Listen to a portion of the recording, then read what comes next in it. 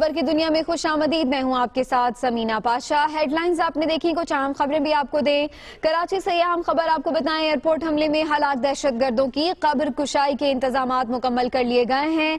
Doctors की team ईदी मवाज coat कब्रिस्तान पहुंच गई है। मजिस्ट्रेट की निगरानी में DNA टेस्ट के लिए नमूने हासिल किए जाएंगे। इसी पर बात करते हैं, हमारे नुमाइंदे नवीद कमाल हमारे साथ मौजूद हैं। नवीद कमाल, बताइएगा, पेशरफ्त करनी है तफ्तीश में, इस वजह से अब DNA टेस्ट कराया जाएगा और कब्र कुशाई की जाएगी, क्या सूरत हाल देख रहे हैं यहाँ पर आप?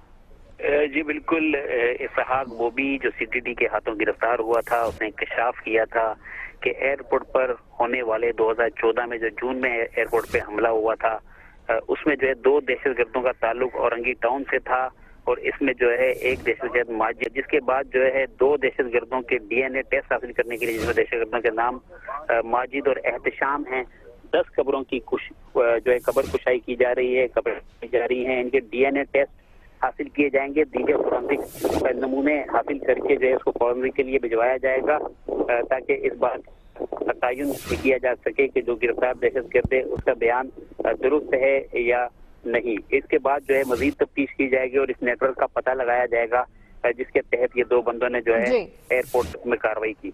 शुक्रिया आपका नवीद कमाल। वज़ीर-ए-आज़म नवाज शरीफ